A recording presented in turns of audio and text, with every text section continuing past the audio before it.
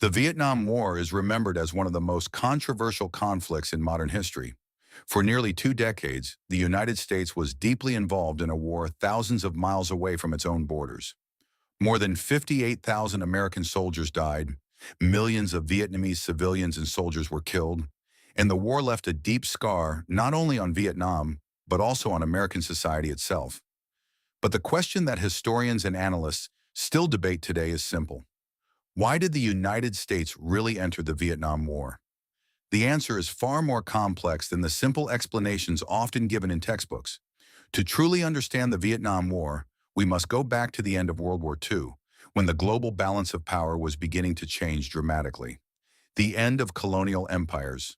For nearly a century, Vietnam had been part of the French colonial empire. France controlled Vietnam, Laos, and Cambodia, as a region known as French Indochina. Like many colonial territories, the local population had little political power, and economic resources were largely controlled by the colonial government. But during World War II, something important happened.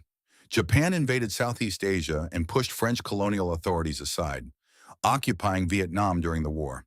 When Japan was defeated in 1945, a massive power vacuum appeared in the region, and one man moved quickly to take advantage of that moment. His name was Ho Chi Minh. Ho Chi Minh was a revolutionary leader who had spent years traveling the world, studying different political systems, and building support for Vietnamese independence. Inspired partly by communist ideology and partly by nationalist movements, he believed Vietnam should finally become an independent nation.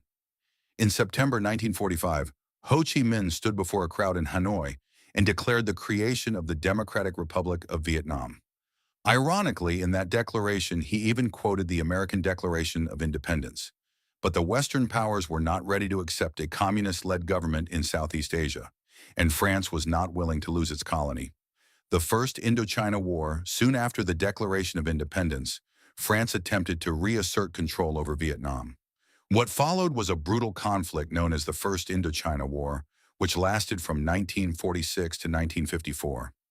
French forces attempted to defeat the Vietnamese nationalist movement led by Ho Chi Minh and his communist guerrilla fighters, known as the Viet Minh.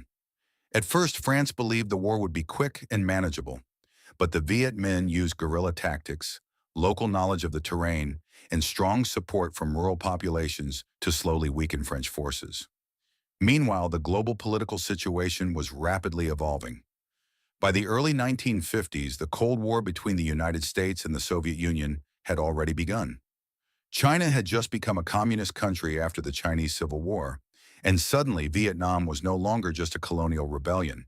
It had become part of a much larger ideological struggle. The Soviet Union and Communist China began supporting Ho Chi Minh's forces. The United States, fearing communist expansion, began financially supporting the French war effort. By the early 1950s, the United States was funding a significant portion of France's military operations in Vietnam. But even with this support, France could not win the war. The battle that changed everything. In 1954, the conflict reached a decisive turning point.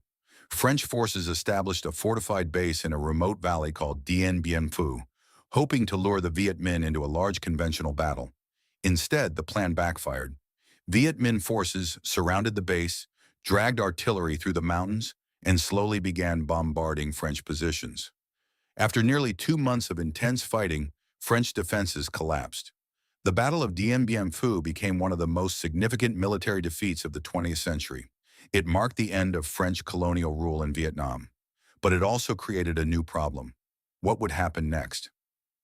The division of Vietnam. In 1954, world powers met in Switzerland at the Geneva Conference to negotiate the future of Vietnam. The agreement temporarily divided the country into 2 regions. North Vietnam would be controlled by Ho Chi Minh and the communist government. South Vietnam would be supported by Western powers. The division was intended to be temporary. A nationwide election was supposed to be held in 1956 to reunify the country. But the United States and its allies feared the outcome of such an election. Most intelligence estimates suggested Ho Chi Minh would win overwhelmingly. Rather than risk a communist victory, the United States supported the creation of a separate anti-communist government in South Vietnam. This decision would have enormous consequences. The domino theory. To understand why the United States became increasingly involved, we need to understand the mindset of American leaders at the time. The Cold War dominated global politics. American policymakers believed communism was expanding rapidly across the world. Eastern Europe had fallen under Soviet influence. China had become communist in 1949. The Korean War had just ended in a tense stalemate. Many U.S. officials feared Southeast Asia could be the next region to fall. This fear was summarized in what became known as the domino theory. According to this theory, if one country fell to communism, neighboring countries would eventually follow. If Vietnam became fully communist, leaders in Washington feared Laos, Cambodia, Thailand, Malaysia, and even Indonesia might follow. Stopping communism in Vietnam therefore became part of a much broader global strategy. Early American involvement. At first, the United States avoided sending large numbers of troops. Instead, American involvement focused on supporting the government of South Vietnam. Military advisors were sent to train South Vietnamese forces. Economic aid and military equipment flowed into the country. But the South Vietnamese government faced serious internal problems. Corruption was widespread. Political instability weakened the government.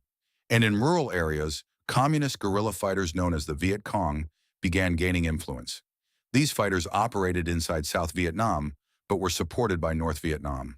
Through a network of jungle supply routes known as the Ho Chi Minh Trail, weapons and fighters moved into the South. By the early 1960s, the conflict was intensifying. The Gulf of Tonkin Incident. In August 1964, a critical event occurred in the Gulf of Tonkin. The United States claimed that North Vietnamese patrol boats had attacked American naval vessels. President Lyndon B. Johnson used this incident to request authorization from Congress for military action. Congress passed the Gulf of Tonkin Resolution, which gave the president broad powers to escalate the war.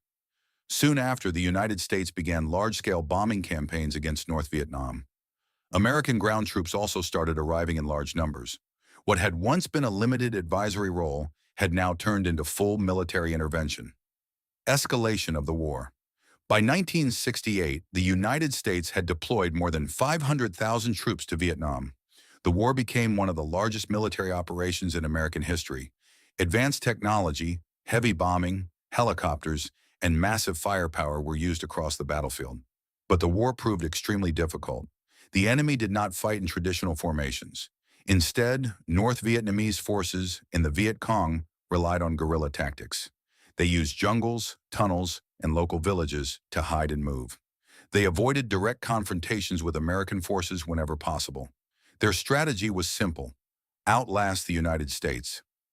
The war at home.